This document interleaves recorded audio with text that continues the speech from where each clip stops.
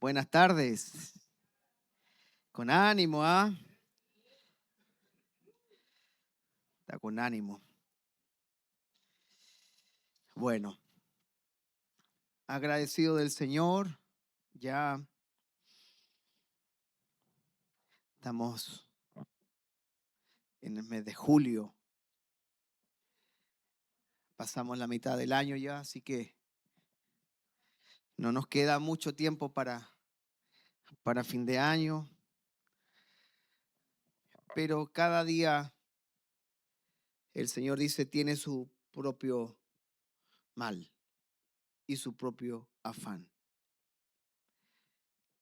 Así que las temporadas cambian. Ahora estamos abrigados, ¿no? Pero dice la Biblia que Él es el Dios en quien no hay mudanza ni sombra de variación, dice Santiago capítulo 1. Las estaciones cambian, Él no cambia.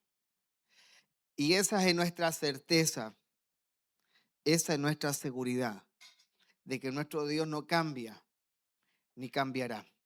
Hebreos 13 también dice que Jesucristo es el mismo ayer, hoy y por los siglos. Así que imagínese usted la confianza que pueda tener en una persona invariable. O en una persona que te dice que va a estar ahí y está. Que te va a apoyar y está. Sabemos que eso es una ilusión humana, porque no existe tal. Porque hasta dentro del matrimonio nos desilusionamos, ¿no? Porque el único invariable, el único que no cambia es nuestro Dios. Y por eso podemos confiar en Él. Por eso. Así que, amados, quiero continuar lo que hemos estado compartiendo acerca de la vida del reino. Lo primero que estuvimos compartiendo acerca de esto fue nuestra experiencia de estar en Cristo y cómo en nuestro andar inicial en el Señor, Él va resolviendo muchas cosas de nuestra vida. Espero, ¿no?, que las haya resuelto. Relaciones son restituidas, matrimonios son transformados, y Dios comienza a restituir, ¿cierto?, muchas cosas de la vida del creyente. Porque hicimos muchas cosas buenas o malas, pero sin el Señor no hay fruto en ello. Y cuando estamos en Él, llegamos al Señor, Él llega a nuestra vida, nacemos de nuevo, comenzamos a tener estas vivencias reales del Señor, tangibles, en la cual Él va resolviendo en nuestro corazón muchas cosas. Y tomamos las historias, los ejemplos, ¿cierto?, de que Steffi, bueno, lo trajo a colación de Zaqueo y también de los hechiceros en Éfeso, de cómo ellos al llegar a Cristo, su vida fue transformada y resolvieron las cosas que debían ser resueltas. Zaqueo, si en algo he robado, Señor, lo voy a devolver cuadruplicado y la mitad de mis bienes lo daré a los pobres, dijo. Por lo tanto, la codicia del corazón fue resuelta. Pero no fue porque Zaqueo era un gran hombre, fue porque Cristo llegó a su vida. De la misma manera, los hechiceros en Éfeso quemaron su libro de hechicería en la hoguera pública. No porque el mensaje fue ese de Pablo y de los apóstoles, sino porque Cristo llegó a su vida. Y ellos fueron alumbrados por Dios y fueron notificados de que habían hecho mal las cosas. Y eso es lo que el Espíritu Santo y su palabra provoca en el creyente. Por eso que esa etapa en la que estamos todos, que es estar en Cristo, son nuestras primeras vivencias. El pedir perdón, el restaurar, Somos notificados por su palabra y por su espíritu de aquellas cosas que debemos ser o que debemos resolver. Y la semana pasada comenzamos a hablar acerca, si lo podemos graficar o decir de alguna manera, este segundo paso del creyente es el permanecer en Cristo. Juan 15 dice 10 veces el Señor, 10 veces permanecer. Entonces, de la misma manera como que cuando alguien a usted le enfatiza algo, usted tiene que prestar atención. Así que si el Señor nos dice en unos cuantos versículos, 10 veces que tienes que permanecer en Él, ¿no cree usted que es importante prestarle atención? De la misma manera cuando Él dice, de cierto os digo, pero en otras instancias dice, de cierto os digo. Hay un énfasis y hay que prestar atención allí. Por lo tanto, la exhortación del Señor a sus discípulos fue en 10 ocasiones, permanezcan en mí. Porque estamos en Él. Que estemos en Él no dependió de nosotros. Estamos en Él porque fuimos unidos a Él. El que se une al Señor, un espíritu es con Él. Indivisiblemente estamos unidos a Él. Somos uno con Él. Efesios 4 dice que hay un Dios, un bautismo y una fe. Fuimos bautizados en el cuerpo de Cristo. Y Cristo no se va a cortar el brazo para sacarte a ti. Fuimos unidos a Él. Él nos ha escogido, fuimos salvos por Él. Pero hay una etapa en el creyente cuando ya comenzamos a caminar en el Señor, a crecer en Cristo, en la que somos exhortados a permanecer en Él. Permanecer en Él. Y es aquí donde nos detuvimos la semana pasada, tomamos el ejemplo de Juan 15 y hablamos acerca de ello. Pero en esta etapa en la que somos exhortados a permanecer en el Señor, es una etapa en la que el creyente, creo que todos hemos pasado por allí, paréntesis creo, que queremos vivir enteramente para el Señor. Hay un deseo genuino provocado por Dios de querer vivir enteramente para el Señor. Enteramente, sin reservas. Si usted lee el libro de los Hechos y va al capítulo 9 y ve cómo el Señor, cierto, se le revela al apóstol Pablo, y la respuesta de Pablo frente a esa experiencia un poco traumática, porque dice que cae al suelo, la luz lo encandila y lo único que dice, ¿quién eres, Señor? Soy Jesús, a quien tú persigues. Y la respuesta de Pablo es esta: ¿qué quieres que haga? Muchas veces nosotros llegamos y, Señor, necesito esto, quiero aquello, dame lo otro. Pero la respuesta genuina de aquel que nace de nuevo, de aquel a quien Dios revela a su Hijo, es: ¿qué quieres que haga, Señor? ¿Qué quieres que haga? Y el Señor, curiosamente, no le dice allí lo que tiene que hacer. Lo deriva a una casa. Y le dice, allí se te dirá lo que tendrás que hacer. El Señor le dice, yo soy Jesús a quien tú persigues. Tú estás matando cristianos, persiguiéndolos. Yo soy ellos. Ellos son yo. Tú me persigues a mí. Y la respuesta de Pablo fue, ¿qué quieres que haga? Entra en la casa, entra en la ciudad, anda a la calle llamada derecha Y ahí hay un siervo llamado Ananías. Allí se te dirá lo que tienes que hacer. ¿Usted cree que el Señor le costaba decirle todo? No, lo derivó a la iglesia. ¿Sabe por qué Jesús hizo eso? Para marcarle en las entrañas de Pablo que Cristo y la iglesia son uno. Que no hay diferencia. Si Ananías habla, yo estoy hablando. Si Ananías te va a decir algo, soy yo a través de Ananías hablándote. Por eso cuando Jesús y el Señor le dice a Ananías que vaya a orar por Pablo, Señor, ¿estás seguro?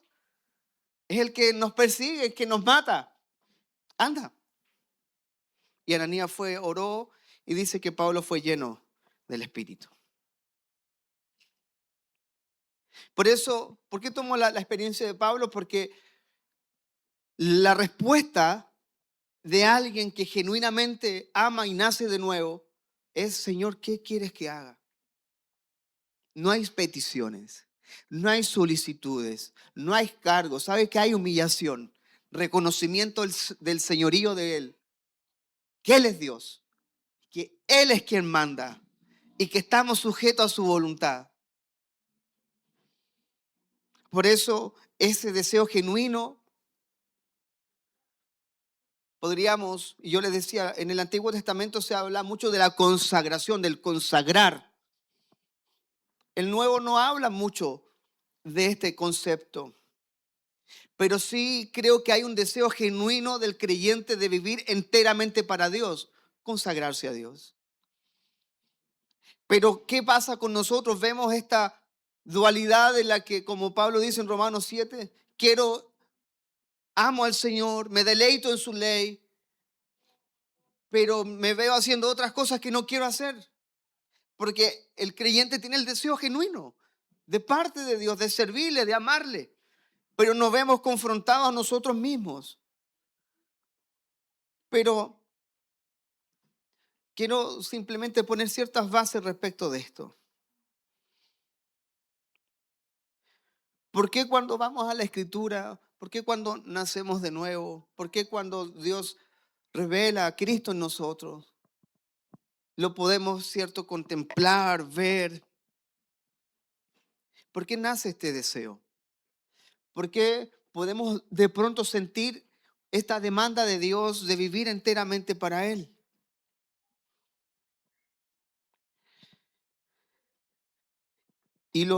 Me parece que lo mencionamos la semana pasada en 1 Corintios 6:20. 1 Corintios capítulo 6, verso 20 dice, porque habéis sido comprados por precio. Glorificad pues a Dios en vuestro cuerpo y en vuestro espíritu, los cuales son de Dios. Así que, ¿tiene el celular en la mano? No prenda la pantalla, pero usted verá su reflejo. Entonces usted dígale, usted pertenece al Señor. Su cuerpo y su espíritu pertenecen al Señor. Completamente. ¿Pero por qué? Porque fuimos comprados. Nosotros probablemente no estábamos notificados de que pertenecíamos a otra cosa, porque esta pseudo libertad que el hombre cree tener no existe. O estamos en Dios o no estamos en el Señor. Entonces el Señor nos compra. Lo que la Biblia habla de nos redime. Nos compró. Fuimos comprados por el Señor. Y esta es la base por la cual Dios puede demandar del creyente que viva enteramente para Él. Porque te compré. Eres mío. Aunque tú no lo sepas y aunque no esté en tu consciente, es un hecho que Dios realizó. Fuimos comprados por Él. ¿Qué sucede en el caso hipotético de algo que legalmente te pertenece? Esté a tu nombre. Una propiedad, un terreno, un vehículo, y otro lo usa. Tú vas con el título de propiedad y tú dices, eso me pertenece. Es que tú no lo estás usando, no te importa a ti lo que yo haga con eso, eso es mío. ¿Cierto? Esa es la justificación de las tomas, ¿no? Está desocupado, me la tomo. Pero tiene dueño, tiene un dueño. Y el dueño puede hacer con ello lo que quiera. En estricto rigor, Dios podría hacer lo que quiera. Nos compró. Ahora imagínense, Él siendo dueño de todo. Como dice el Salmo, de Jehová es la tierra, el mundo. ¿Cierto? La tierra es su plenitud, el mundo y los que en ellos habitan.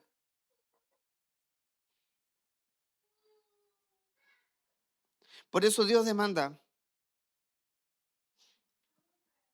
Y esta demanda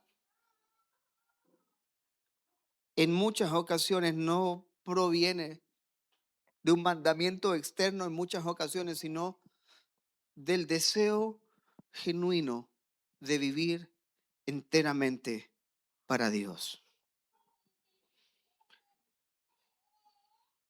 Comprar, que es redimir, es adquirir el derecho de propiedad.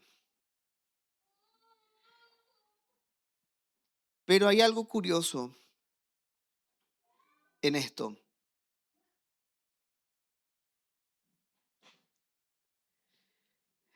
Este concepto lo usa más adelante también el apóstol Pablo en Gálatas 4:5.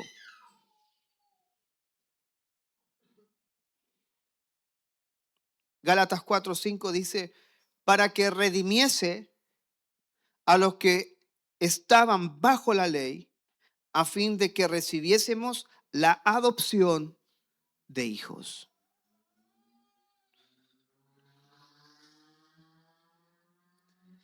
Redención en griego es exagorazo.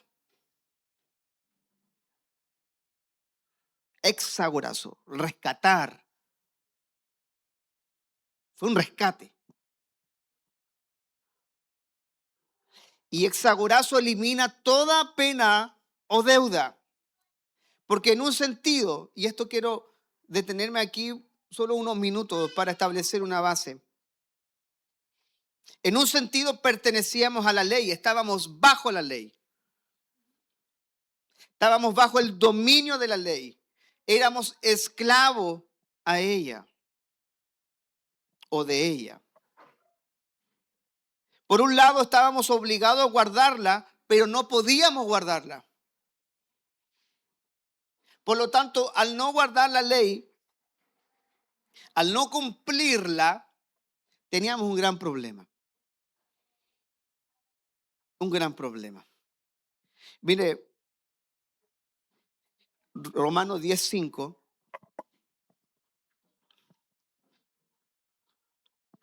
Romanos 10:5 dice, porque de la justicia que es por la ley de Moisés, escribe así, el hombre que haga estas cosas vivirá por ellas. La ley.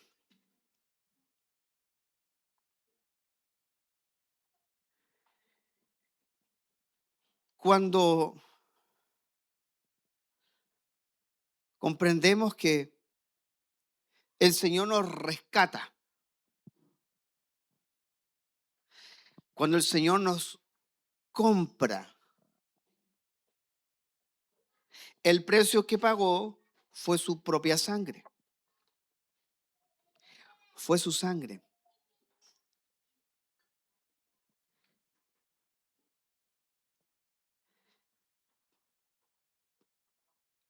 Lo que muchos piensan que nosotros fuimos redimidos porque estábamos en el mundo. Jesús vino a rescatarnos del mundo.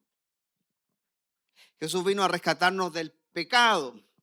Jesús vino a rescatarnos de la muerte. Jesús vino a rescatarnos de Satanás.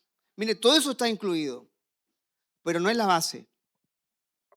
La base era que estábamos bajo la ley. ¿Qué quiere decir esto?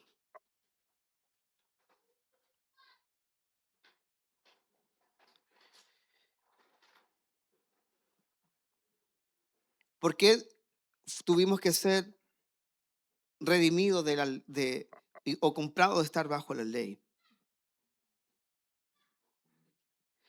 La obra salvífica de Cristo en la cruz, sin duda nos libra del pecado, sin duda nos libra de Satanás y del mundo. Pero delante de Dios, Satanás es alguien ilegal. El mundo como sistema es algo ilegal. El pecado entró al mundo como algo ilícito. Lo único legal es su ley, es su estándar. Por lo tanto, cuando el hombre peca, quedó confinado bajo la ley. No bajo el mundo, no bajo Satanás, ni bajo el pecado, sino que bajo la ley. Si yo me paso una luz roja y hay un cabo verde, hay un carabinero, quedo bajo la ley. El vehículo me dice que lo haga, que lo estacione y me van a llevar. Quedé bajo la ley, infringí la ley. Entonces la humanidad estaba bajo la ley de Dios. No había hombre que pudiese estar en el estándar de cumplir la ley. Todos quedamos confinados. Cuando pecamos, cuando el hombre cayó, no solo quedó bajo Satanás, el pecado, el mundo, sino que ofendimos, ¿sabe qué? La justicia de Dios. Transgredimos la ley de Dios y fuimos constituidos pecadores.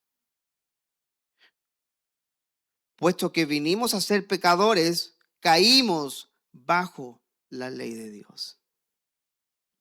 Por eso que usted va a Levítico y nadie podía acercarse a Dios. Todos eran pecadores.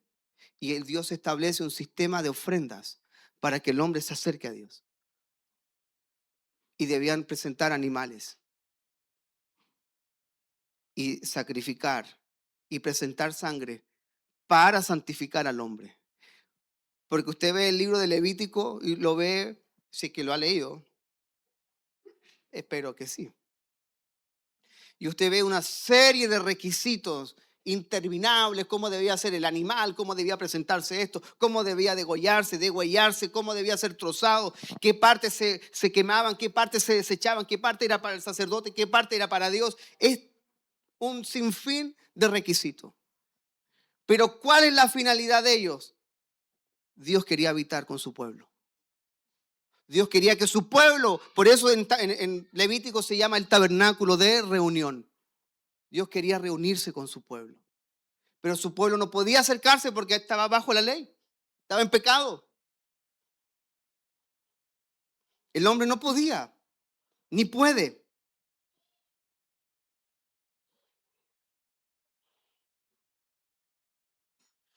Por eso que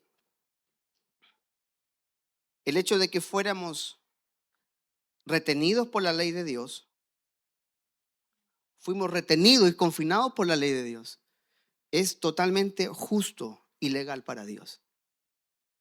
Es algo legal y justo para Él. Transgredieron la ley, quedamos confinados bajo la ley.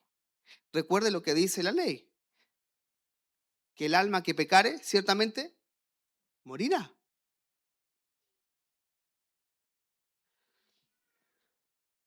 Así que el hombre no tenía opción.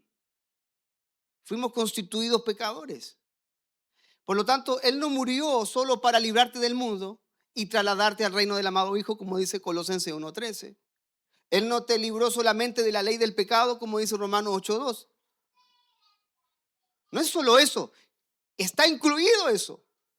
Pero para que llegásemos a ser libres del pecado, para que el poder del pecado ya no se enseñoree sobre nosotros, Él debió hacer algo antes, rescatarnos de estar bajo la ley. En otras palabras, sacarte de la cárcel, pagar la fianza. Y el precio fue, como leímos en 1 Corintios 6, su sangre. Nada es de Satanás. Nada es del diablo. Nada. De Jehová es la tierra y su plenitud. Nada es del diablo. El diablo es un ocupa ilegal que cree y hace creer a la gente que las cosas son de él. Le vendí mi alma al diablo. ¿Qué alma al diablo? Si él es el padre de los espíritus del Señor. Él determina quién se va al cielo, quién se va al infierno. Una posesión demoníaca. ¿Qué posesión demoníaca? ¿Hay un espíritu inmundo en la gente? Por supuesto. Pero del diablo no es nada. Absolutamente nada. Por lo tanto, el derecho de propiedad es de Dios. Él tiene el derecho de propiedad sobre nosotros.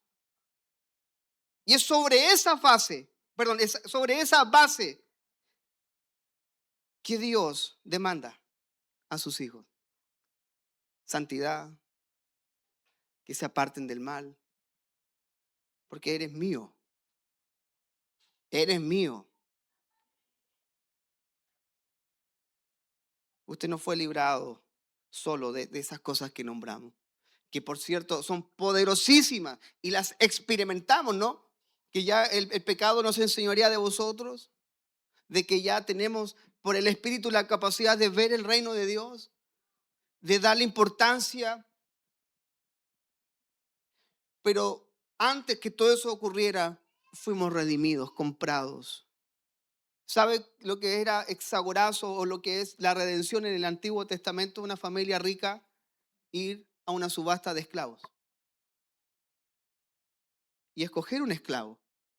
Y lo compra, lo libera de allí. Pero imagínense lo que dice Gálatas. No es solamente sacarte de una esclavitud para posicionarte en otra esclavitud, de la familia rica, sino que fuimos adoptados hijos. Él te rescata de ser esclavo, te compra con su sangre y te da todos los privilegios y las posiciones de hijo. Eso nunca ha acontecido en la historia. Que un esclavo sea un hijo.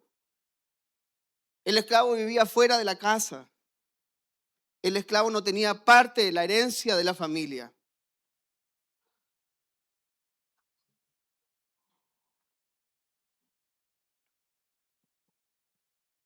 Por eso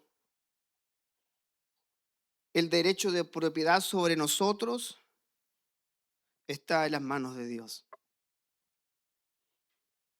Y hay otro concepto que el Nuevo Testamento añade a esto, que es el sello, cuando dice que fuimos sellados por el Espíritu.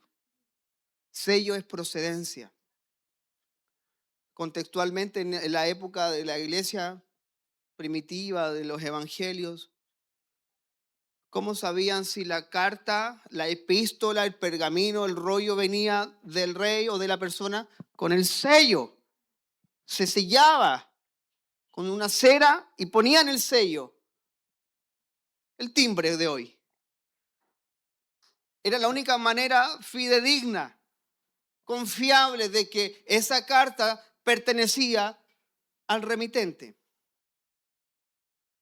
Por eso que hoy fuimos sellados por el Señor, le pertenecemos a Él, fuimos remitidos al Señor. Así que el derecho de propiedad que Dios tiene sobre nosotros por medio de la redención es el motivo o la base por la cual hoy día el pueblo responde voluntariamente a la santidad, a la obediencia o a consagrarse. Romanos 14, verso 8.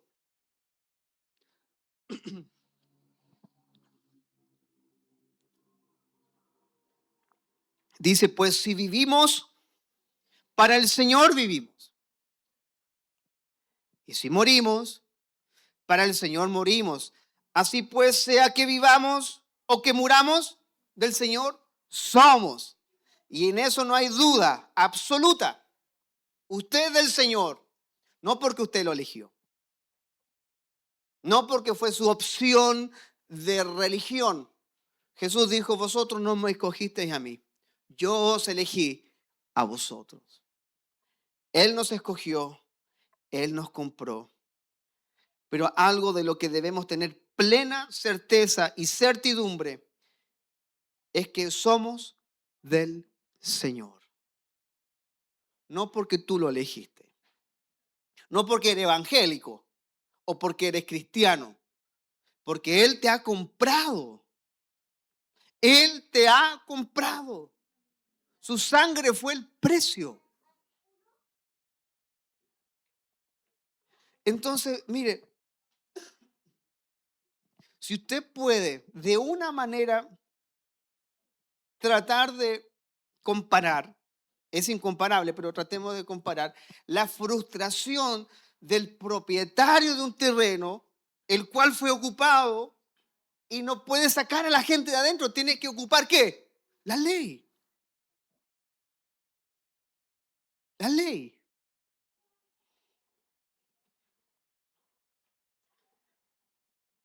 Imagínense el Señor mirándonos y nosotros viviendo para cualquier otra cosa menos para Él. El Señor observando a su pueblo y su pueblo interesado en cualquier otra cosa, teniendo cualquier otra expectativa y no entendiendo de que si vivimos, para Él vivimos. O sea, si te va bien en la vida, gloria al Señor.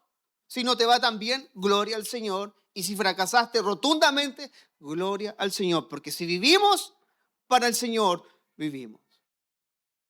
Entonces, hoy en día, los apóstoles probablemente no serían muy seguidos. ¿Sabe por qué? Porque pasarían presos. Pablo, 2 años preso en Roma, 2 años, solo por anunciar el Evangelio. Y el libro de los Hechos termina así. Y Pablo recibía a todo aquel que venía a él y predicaba el reino en una casa que alquiló él mismo. Otra vez preso en Roma, Pablo escribe la carta a los filipenses, la carta del gozo. Entonces no tendría muchos followers, no tendría muchos seguidores. No es muy atractivo el ministerio de Pablo, pero él entendió que el evangelio no se trata de que me vaya bien a mí. Ya sea que vivamos, que muramos, del Señor somos. Esto no se trata de nosotros. Y Pablo entendió también en los filipenses diciéndole, bueno, si he aprendido a contentarme. He quedado pochito, dice, satisfecho. He aprendido a tener mucho, pero como a padecer, a tener hambre y escasez. En todo y por todo he sido enseñado. Y viene el famoso versículo, ¿no? Todo lo puedo en Cristo que me fortalece.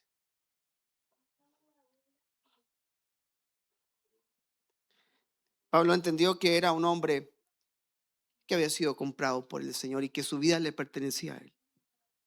Hoy en día, que Dios nos dé esta luz, este entendimiento de que donde usted está estudiando, trabajando, está en casa, ya sea donde quiera que esté usted le pertenece al Señor.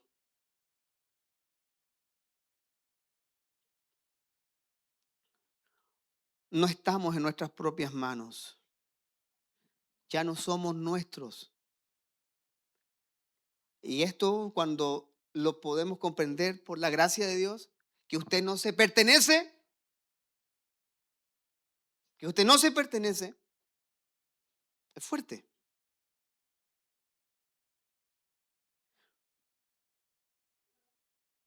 Por eso lo que leímos de Corintios, hablando del cuerpo físico, Dice, los cuales son del Señor, el alma, o sea, el espíritu y el cuerpo, los cuales son del Señor. Por eso, miren, ¿sabe la religión nos hace creer que debemos temerle al diablo y tenerle miedo al diablo? Suena así la puerta en la noche. ¡Ah, Señor! ¿Eh? Ato todo espíritu. No le tenga miedo. ¿Sabes lo que dice la Biblia? Horrenda cosa es caer en manos de un Dios vivo. El único Dios. El diablo va a ser juzgado igual que todos los demás. Pero hay un solo juez. Hay un solo Señor. Hay un solo Dios. Y cuando hablo de temor no es miedo. Ese respeto supremo por Dios. Esa reverencia, esa devoción absoluta al Señor. Que Él nos mira en todo momento. Por eso ya no estamos en nuestras propias manos. Ya no somos nuestros.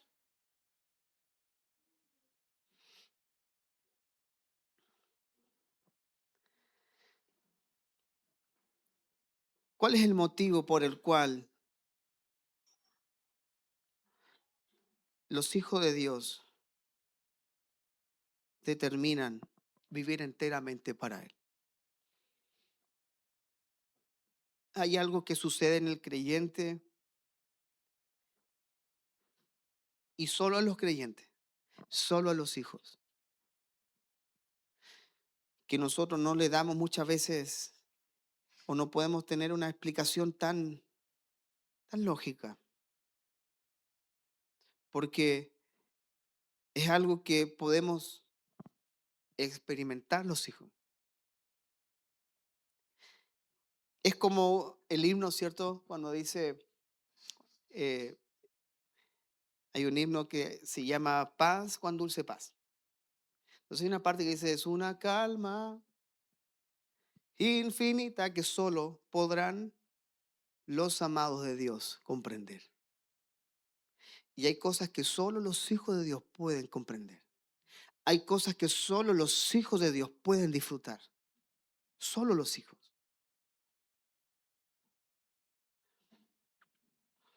Y una de aquellas cosas es lo que dice Romanos 5, versículo 5. Romanos 5, 5. Dice, y la esperanza no avergüenza, porque el amor de Dios ha sido derramado en nuestros corazones por el Espíritu Santo que nos fue dado. ¿Cuál es aquella experiencia interna y profunda que el creyente vive? Es el amor de Dios. ¿Y de qué manera nos sentimos amados? Se escribió el libro Los 5 lenguajes del amor, ¿cierto? Y se ha hablado mucho de ello. Pero Juan nos dice algo en su primera epístola. Y dice, el que dice amar a Dios y aborrece a su hermano es mentiroso.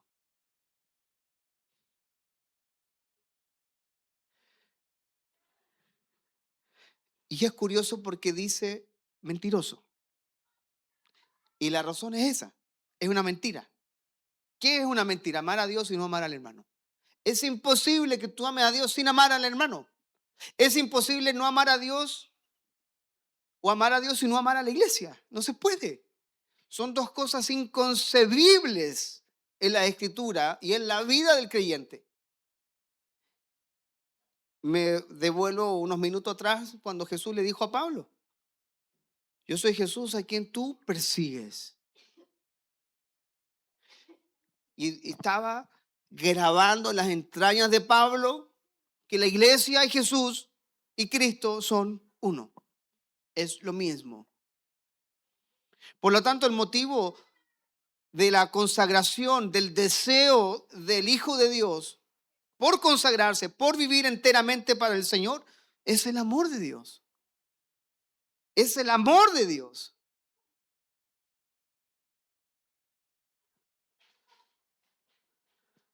¿Qué es lo que sucede dentro del plano matrimonial? Y algo que también la Escritura dice. Miren, hay un momento en que Pablo, no sé qué estaba pensando, pero aconseja quedarse solos, solteros. Y después habla a Timoteo y le dice, bueno, las viudas que son jóvenes, que se casen y no sigan hablando. Que se casen, dice. Que se casen. Pero los corintios en un momento, en su más joven Pablo, yo creo, ¿no? Timoteo fue una de las últimas epístolas que escribe.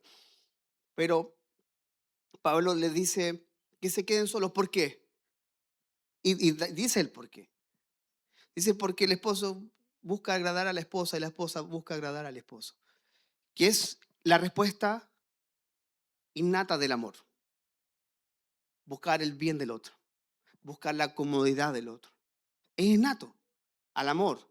Por eso que dice 1 Corintios 13 que el amor no es egoísta. No busca lo suyo. ¿Por qué? Porque cuando se ama, se despoja. Tratas de que el otro se sienta bien. Incluso de dar lo que puedes no tener en un momento. De eso se trata el amor. Por lo tanto, el motivo, ¿cierto?, de por qué Dios derramó su corazón, su amor en nuestros corazones, es para que seamos movidos por su amor, no por necesariamente un mandato, aunque la Biblia lo dice. Pero ¿cuántas veces entramos en esta dinámica del desamor y de la costumbre, de la rutina? Llévelo a una pareja, pero recuerde lo que dice Apocalipsis a la iglesia de Filadelfia. Has perdido tu primer amor. Por tanto, recuerda de dónde has caído. Y era una iglesia que fue la más elogiada. Reconozco tu arduo trabajo, tus obras, pero tengo algo contra ti. A diferencia de las otras iglesias que entraban en temas doctrinales, que estaba esa mujer Jezabel, que en esa está el trono de Satanás, pero en esta iglesia dice, has perdido tu primer amor. Has perdido tu primer amor. Por lo tanto, el motivo de que el creyente se consagre, la razón, es el amor de Dios. Cuando el Espíritu Santo derrama abundante amor en nosotros, que lo hizo como leímos en Romanos 5, estaremos naturalmente dispuestos a convertirnos en prisioneros de amor y a vivir enteramente para el Señor. Estaremos dispuestos a eso. Porque se aborda el tema del corazón. Porque no es solo un mandato. Porque no es solo un mandato y obedezcámoslo. ¿Te gustaría que alguien te amara así? ¿Por obligación? Bueno, tengo que estar contigo hoy día. Salgamos. ¿Cómo te sentirías tu mujer o tu hombre que sea simplemente porque, bueno, hasta que la muerte nos separe? Aguantémonos hasta donde aguantemos. Pero ¿por qué Dios busca el amor? ¿Por qué Dios persigue el corazón? ¿Por qué el amor de Dios debió ser derramado en el corazón? Porque el corazón representa simbólicamente todas las inclinaciones del ser humano. Todo. Lo que tú deseas está en tu corazón. Por lo tanto, si tu corazón, recuerde lo que Jesús dijo, ¿de dónde nacen los adulterios, las fornicaciones, los homicidios, las guerras? Del corazón. Porque de la abundancia del corazón habla la boca. Por lo tanto, el corazón del hombre fue llenado con el amor de Dios. ¿Para qué? Para que por ese amor tú respondas al llamado de Dios. para que por ese amor tú respondas a vivir enteramente por Él. Ahora, ¿cómo experimentamos el amor de Dios? Porque puede ser sumamente subjetivo esto. Es algo, como les digo, que puede ser sumamente subjetivo. Mire, han visto, pucha, no quiero caer en el, pero cuando a las mujeres le preguntan, ¿te gustan? ¿Qué te gusta que te regalen los hombres? Ah, flores. Y van a otra mujer. Hola, ¿a ti te gusta que los hombres te regalen flores? No, chocolate. A otra mujer. ¿A ti te gusta? No, a mí me gusta. Y todas piensan diferente. Es cierto, ¿no? ¿Sí o no? ¿La mujer es verdad o no verdad? Ah, ya.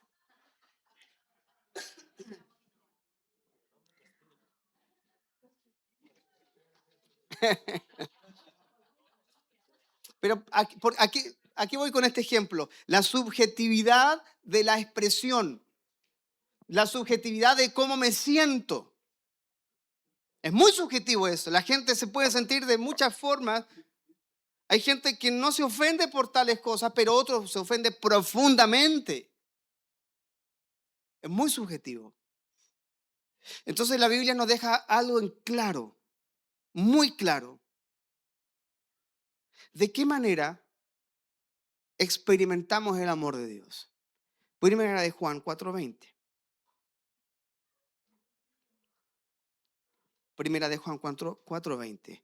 Si alguno dice, yo amo a Dios y aborrece a su hermano, es mentiroso. Pues el que no ama a su hermano a quien ha visto, ¿cómo puede amar a Dios a quien no ha visto? Así que ese amor que Dios derramó, porque nos dice, a diferencia de la fe, Efesios 4 dice que nos dio una medida de fe, una medida particular a cada uno. En cambio, el amor de Dios fue derramado. Dios no escatimó en el amor, lo derramó, no fue una medida. Así que de qué manera objetiva, no subjetiva, objetiva, el creyente expresa, manifiesta o siente el amor de Dios amando al hermano y que el hermano lo ame. No lo confina a la experiencia personal, porque la experiencia personal es subjetiva.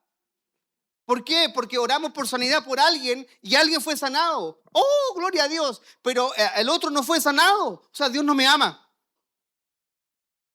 Uno fue librado de la prueba. Hay otros que no son librados de la prueba. ¿Cuántos hermanos con enfermedades han fallecido? Dios no lo ama. Por eso es subjetivo eso.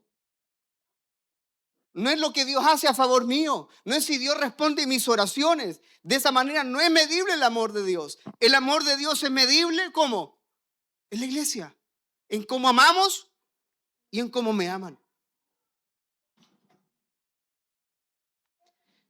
Por eso que el amor es la base, es el motivo por el cual el creyente desea vivir enteramente para el Señor.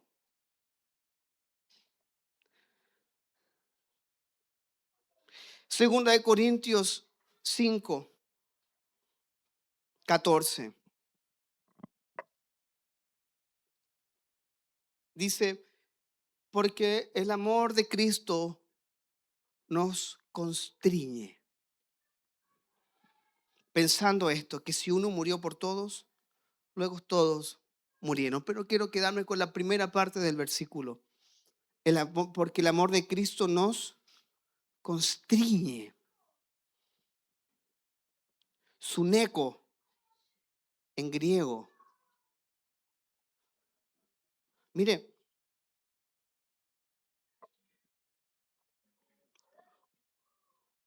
esto significa comprimir,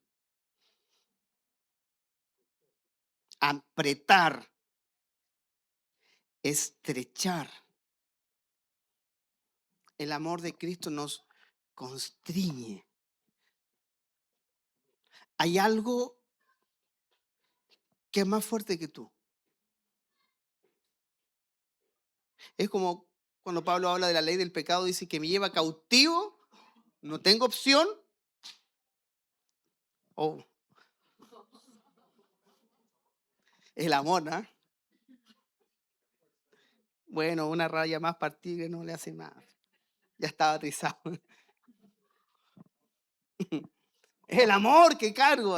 Vengan. Tengo mucho amor.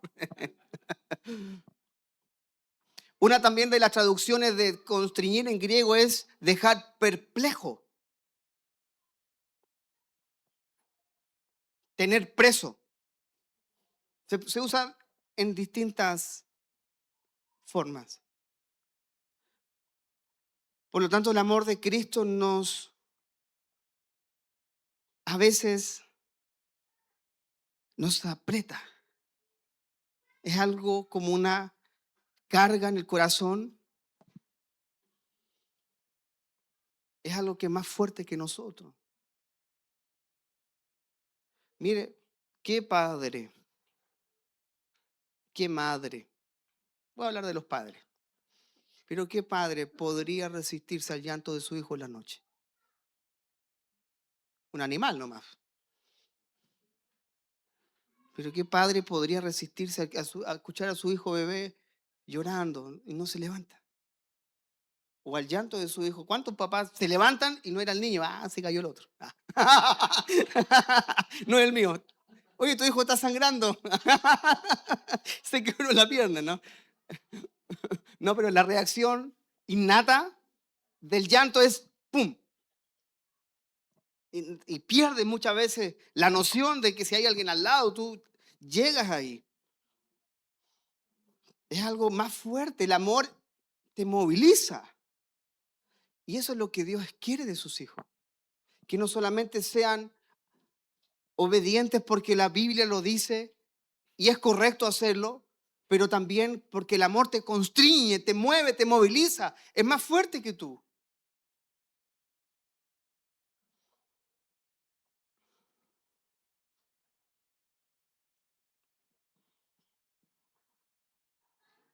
Mire, yo hace muchos años, en un momento fue constreñido por el amor. Creo que todos hemos sido constreñidos alguna vez por el amor, que nos moviliza, más allá de nuestra voluntad, de nuestras fuerzas, incluso de posibilidades. Me recuerdo que yo estaba en mi graduación de cuarto medio, hace 5 años atrás más o menos. Por eso me acuerdo bien, ¿ah? Y fue hasta las 6 de la mañana. El que partió a las 4 de la mañana. Estábamos en el club árabe. Termina la fiesta, mi papá me va a buscar, pero teníamos a mi abuelita grave en el hospital. Grave. Y el viaje de vuelta yo venía pensando en ella. Y iba muerto de sueño. Algunos muerto de curado pensando, no iba así. Iba muerto de sueño. Llego a la casa y lo único que quería yo era acostarme. Pero entré al baño a orar. Era más fuerte que mi cansancio y que mi sueño, más fuerte. Y me recuerdo de una oración tan sencilla, quizá puede ser fugaz, pero el deseo de entregar eso al Señor era más fuerte. Y lo único que oré, dije, Señor, en tus manos está. Ella fallece en esa madrugada. Entonces, mire, el cansancio, el sueño, los afanes y tantas otras cosas no se comparan a la vivencia del amor de Dios. No se compara, no hay comparación. Es como el enamoramiento que, aunque está lloviendo, va caminando, camina 2 kilómetros. Ya después casado, ven tú para acá, ¿eh? Y cambia. Pero el poder, la fuerza de cómo el amor de Dios nos moviliza es incalculable. Es un poco lo que escuchaba algunos testimonios de algunos jóvenes, pastores jóvenes de la convención. ¿Qué necesidad tenía Esteban para irse a la India? Si él aquí pudo tener una vida muy exitosa con su carrera, muy exitosa. Y deja todo y además tienen otro hijo allá. O sea, es una locura. ¿Quién tendría un hijo en la India? Él nomás. Pero algo que yo puedo atestiguar es un loco por amor del Señor. Es el amor de Dios que te constriñe, nada más. Por eso la necesidad de Dios de derramar su amor primero para que tú respondas a ese amor. Tú respondas. Mire, aunque los primeros apóstoles, la iglesia primitiva, fueron menospreciados y encarcelados, ellos consideraban su sufrimiento como algo glorioso y disfrutable, puesto que ellos fueron estimados dignos de ser ultrajados por el nombre del Señor. Mire, Hechos 5, 40 y 41. Voy terminando. Primero, son 10, no, voy terminando. Hechos 5, 40 y 41. Miren lo que dice la palabra del Señor. Y convinieron con él y llamando a los apóstoles, después de azotarlos, les intimaron que no hablasen en el nombre de Jesús y los pusieron en libertad. Y ellos salieron de la presencia del concilio gozosos de haber sido tenidos por dignos de padecer afrenta por causa del nombre. ¿Qué puede hacer eso si no es el amor? ¿Qué puede mover a un hombre a poner su espalda a ser azotada y salir gozoso? Y no salir, Señor, mira, yo que break, y yo que hago esto, y ¿cómo me pagas? Ellos tuvieron por ser llamados dignos de padecer. Por eso alguien que dedica su vida al Señor requiere estos aspectos. El entender que fuimos comprados por Dios, que le pertenecemos y que el motivo por el cual yo hoy día rindo mi vida a Él es ver que el amor de Dios hacia mí es ciertamente muy grande, inmenso, y que me constriñe tanto que voluntariamente me consagro a Él. Voluntariamente rindo mi vida a Él. Así que, amados, usted ya sabe que el Señor le compró, lo ha comprado, lo ha rescatado de estar bajo la ley. Fue trasladado al reino del amado Hijo. Y ahora la respuesta nuestra es el querer vivir enteramente para Él, pero con este motivo genuino, su amor, que fue derramado en nuestros corazones. Subjetivamente podemos experimentar este amor de muchas formas, pero objetivamente se experimenta en la congregación. Es la importancia del congregarnos, es la importancia de las casas e iglesias. Experimentamos el amor de Dios, el cuidado de Dios. Nadie tiene un trato directo en el sentido de que no, yo no necesito nada más, Dios, yo agarro el teléfono rojo y Señor, ¿cómo estás? No, no. Hoy día el trato que Dios tiene para con el hombre es a través de su iglesia. Y la iglesia es una expresión del reino.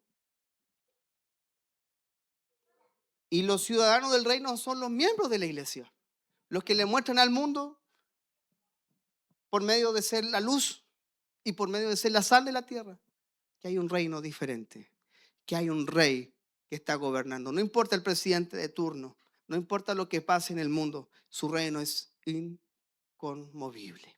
Amén. Oramos al Señor. Póngase de pie.